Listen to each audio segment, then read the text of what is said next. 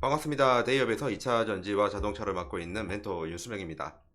이번에 라운텍 한번 해볼 거고요. 라운텍 제가 1차 영상 때 말씀드렸는데, 그때는 첫 영상이다 보니까 좀 포괄적으로 설명을 드릴 수밖에 없었습니다.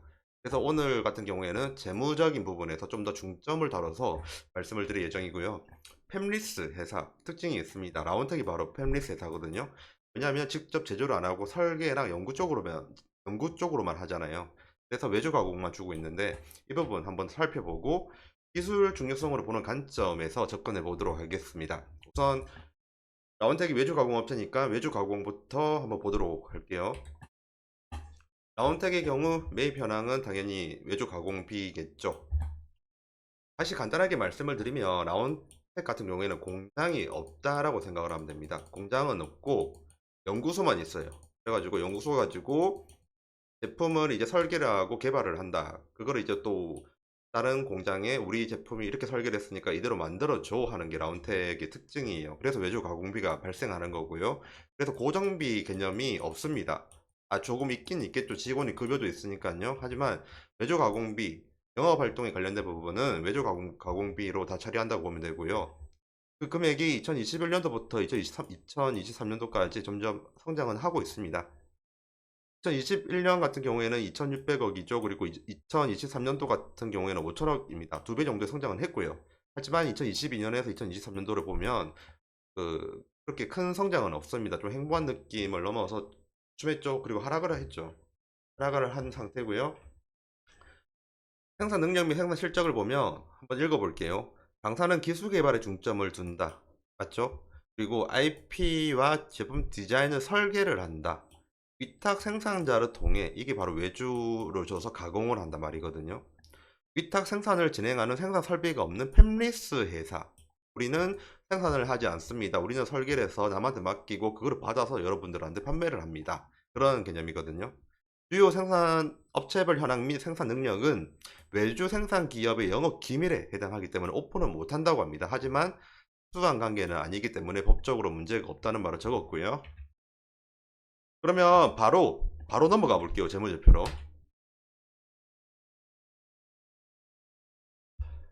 첫 번째 영상에서 제가 적자 난 부분 말씀을 드렸고요. 그리고 지금 현재 뭐 부채가 이렇게 증가한 부분도 말씀을 드렸습니다. 아니면 추후 영상에서 제가 더 자료가 확충이 되고 IR 부서와 연관이 되면 이 부분 더 다루도록 할게요. 그리고 2023년도의 특이사항이 바로 카펙스. 카펙스는 바로 설비 투자라고 하거든요. 이 설비 투자를 2024년도에 크게 늘렸습니다. 보통 카펙스를 늘릴 때 이유 없이 늘리지 않습니다. 뭔가 근거가 있고 그리고 사유가 있을 때 올리거든요. 그래서 카펙스가 갑자기 올라온다 하면 미래에 호재가 있는 게 아닌가라는 의심은 한번 해봐야 되거든요.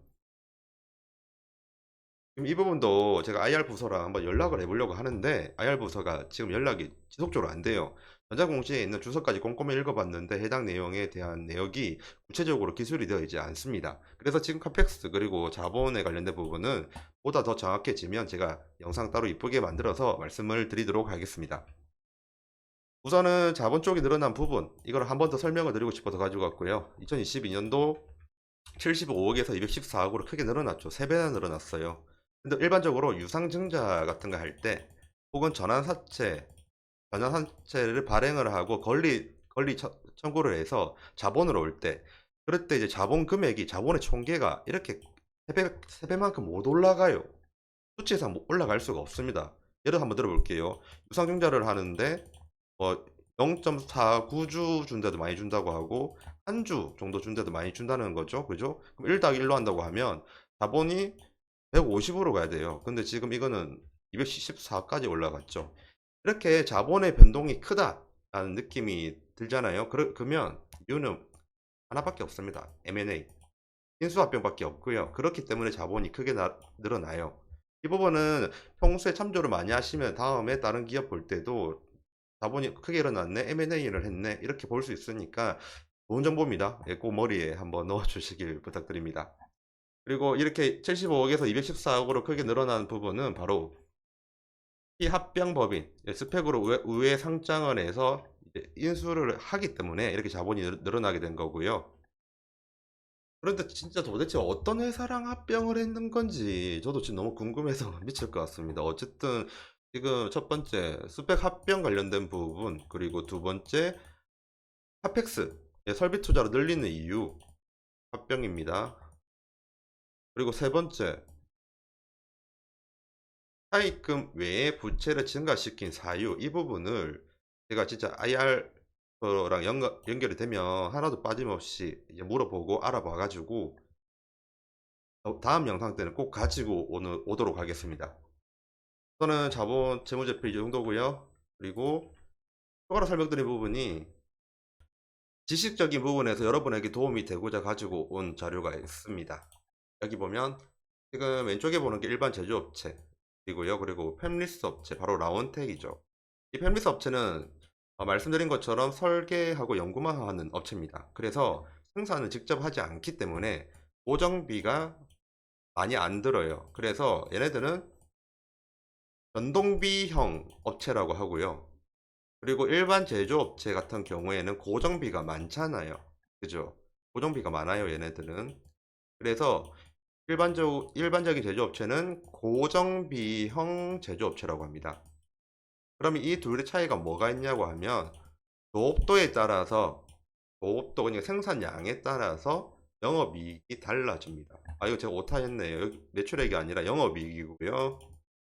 그러면 이 부분을 제가 한번 말씀을 드려볼게요. 23년도에서 24년도까지 넘어갈 때 일반 제조업체랑 펠미스 업체가 같이 매출액을 100억, 200억 했다고 그냥 가정을 할게요. 그런데 일반 제조업체는 변동비가 30이 있고 고정비가 20이 있습니다. 그럼 영업이익이 50이죠.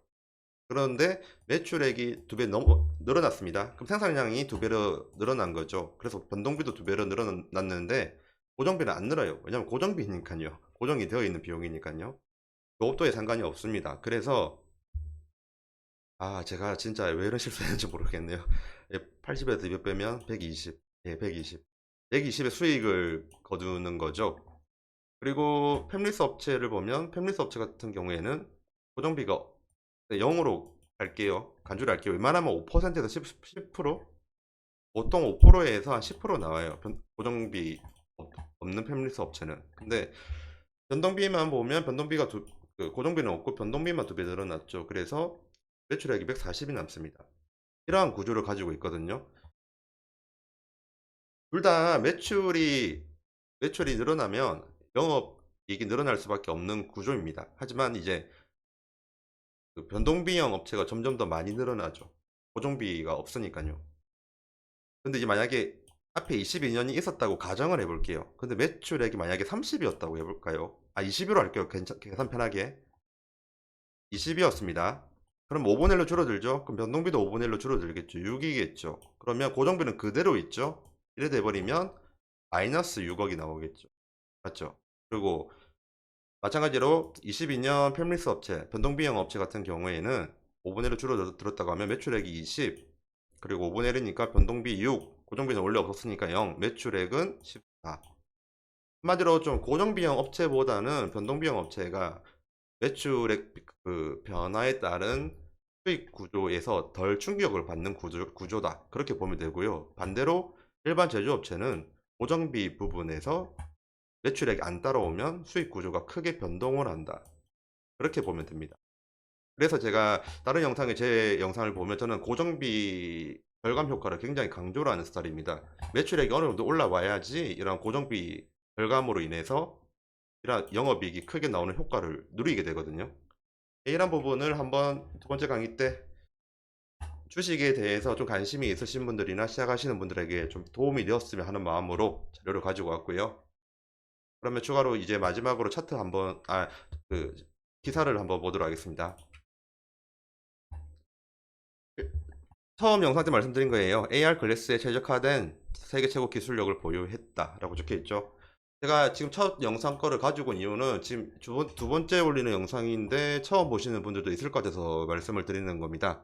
한번 기사 읽어보도록 하겠습니다. AR 글래스에 최적화된 세계 최고의 기술력을 보유를 했다. 일단 기술력적으로는 보유했죠. 지금 라운텍 같은 경우에는 고정비가 없다고 말씀드렸지 않습니까? 생산을 안 합니다. 그렇기 때문에 기술력이 더 중요해요. 기술력이 높아야지 수주가 들어오고 매출액이 늘어나니까요. 그래서 기술 중점으로 기사를 가지고 왔고요. 라운텍 같은 경우에는 기술이 좋은 회사 맞습니다. 계속 읽어보겠습니다. 글로벌 빅테크 XR 경쟁 등이 호재로 작용을 하고 있는 상태에서 수혜가 기대된다 하고요. 애플, 마이크로소프트 그리고 퀀타 컴퓨터 등 다수의 기업들이 AR 글래스 개발에 집중을 하고 있습니다. 현재 2024년에 AR 글래스 시장이 열릴 것이다. 한번 섹터 호황 올 확률도 있죠. 과거에는 VR로 했습니다. 가상공간이라는 공간적 제약으로 확장성의 한계가 명확한 반면 AR은 착용한 상태에서 실생활이 가능하기에 확장성이 무궁무진하다라고 합니다. 그 외에도 제품 출시가 AR 글래스 시장 개화 트리거가 될 것으로 예상한다는데 바로 에비간트, 발음하기 힘든 회사인데, 그럼 이 에비간트가 바로 라운텍의 LCOS 제품을 탑재를 해서 컴팩트 라이트 엔진을 개발해가지고 광학 렌즈를 활용해 AR을 구현하려고 하는 회사거든요. 이 부분은 좀 자주 봐야 될 것 같고요.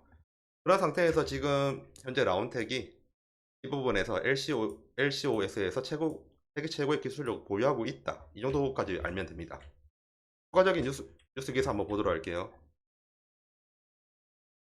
방금 전에 말씀드렸던 LEDOS, 예, 그게 LED 온 실리콘이거든요. 실리콘을 활용하고 초소형 디스플레이로 증강현실 스마트 안경의 핵심 부품 중 하나다. 우리가 옛날에 어벤져스 볼 때 아이언맨 막 앞에서 막 뭐 하나 생기면서 막 그래프 뜨고 막 알려주고 그런 거 있잖아요. 그런 부분으로 지금 나가고 있는 거거든요. 내가 쓰고 있는 이 안경에도 나중에 여기에다가 뭐 정보 올려주고 하는 거, 그런 세상이 온다고 합니다. 그러한 기술을 지금 진출을 하려고 하는 거고요. 간단하게 그렇게 생각하면 됩니다. 스마트 안경 전용 애플리케이션 프로세서로부터 영상 신호를 직접 수신할 수 있는 MIPI 인터페이스도 내장됐다. 제가 방금 말씀드린 게 그런 내용들이고요. 그래서 LEDOS 개발하고 있는 전 세계 기업들로부터 백플레인 웨이퍼 공급 문의가 현재 증가한 상황이다라고 지금 라이온텍 관계자가 말을 했죠. 우선 이렇게 기술적으로 좀 뭔가 세계적으로 인정을 받는다라고 하면 나쁘지 않은 흐름입니다. 제가 계속 말씀을 드리지만 라온텍은 팹리스 회사죠. 한마디로 직접 생산을 하지 않는 회사고, 기본적으로 팹리스 회사의 특징은 수주를 받으면요, 수주를 받고 나서 제조업체한테 가공을 맡깁니다. 그렇죠. 그렇게 하는 그런 식이기 때문에 기술력이 다른 산업범보다 더 중요해요. 하지만 이제 제가 아까 엑셀 자료 만들어 온 것처럼 보면 매출에 크게 영향을 받는 그런 구조의 회사는 아니거든요, 기본적으로. 하지만 지금 작년 같은 경우는 적자를 받고, 현재 초기에 스타트업 개념이다 보니까 직원들 구하고 이제 공장 부지, 아니 연구소 증설 이런 문제들 때문에 적자가 나오는 부분이 있죠. 하지만 나중에 본격적인 궤도가 올라오면 적자를 보기 힘든, 예, 그런 형태의 회사라고 보면 됩니다. 하지만 그 본격적인 궤도에 올라올 수 있는지를 계속 모니터링해서 봐야 되는 거죠. 하지만 기술적으로는 좋다. 이 부분 말씀드리고 싶고요. 지금까지 대기업에서 2차 전지와 자동차를 맡고 있는 멘토 윤수명입니다. 감사합니다.